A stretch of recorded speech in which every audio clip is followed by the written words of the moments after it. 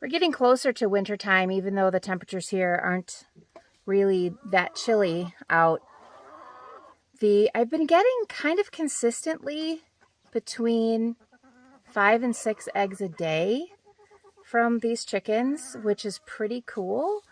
And right now I am in the Rhode Island Red pen. They have always and always and always laid in this nest.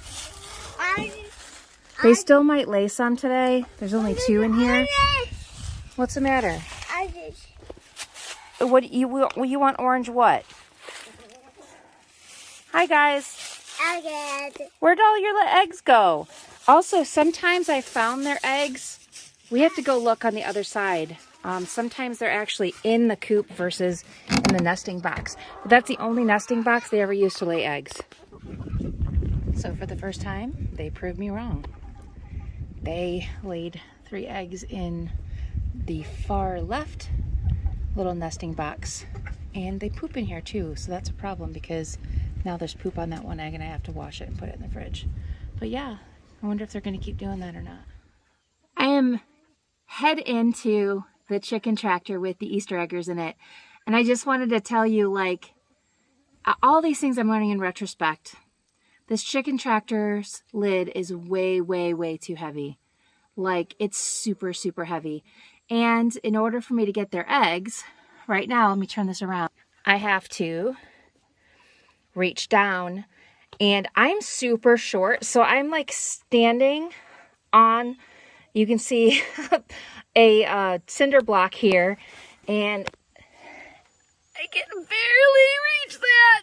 Okay, I can barely reach that egg, so I have to come up with another system for them. We have not attached their winter coop. I guess it's coop. I don't know what else you would call it. We haven't attached it yet.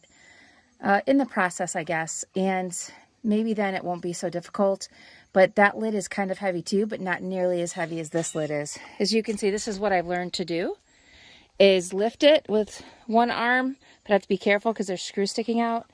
And then I use the bucket to give me some room to be able to take care of them. Look what I got to help me get the eggs. Woohoo! $12 on Amazon. Awesome. Here is the Easter egger coop now attached to their pen. What I did was extremely difficult, but I went inside this coop. It was very, very tight. I cut out a hole into the wire, but I didn't cut out any wire, so I bent the wire back and stapled it into the door.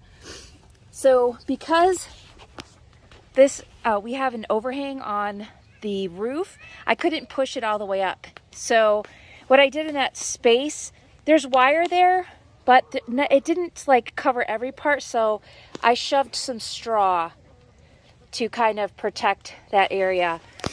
And this coop that was built for me was built to be inside a different coop, and that didn't end up happening. So I covered it with a tarp, and this lid is also really, really heavy, but the inside has a, why can't I remember what this is called, where they perch, and then they lay their eggs in the way back corner there, but they didn't lay any today. They also didn't lay any yesterday, so maybe they're just slowing down.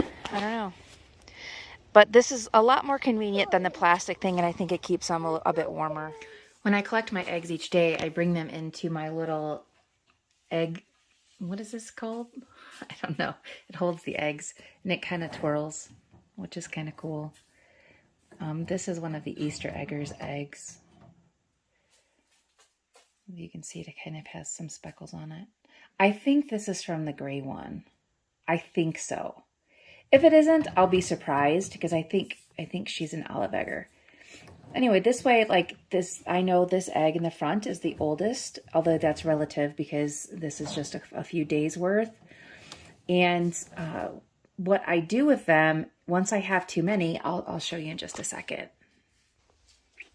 I'm in the bottom of one of my pantries, and I have eggs in here, in the cartons, and I have them labeled when they were collected or put in there. So that's from 1014, 1019, 1023. And these ones I have used mineral oil on them.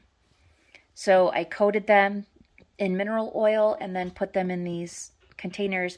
And this pantry is in the farthest corner, like back corner of my kitchen. And it's the farthest from, almost the farthest from the heat source in the house. And so it stays kind of relatively cool in this area. And so I hope that this is a good way to preserve my eggs. I will know, I'll pull them out here at some point because they're laying less eggs now and try to use them. But I'll do the water test just to make sure that they are good enough to eat. And so I'll make sure when I do that, I'll post the results of the eggs from 1014 that are sitting in the pantry.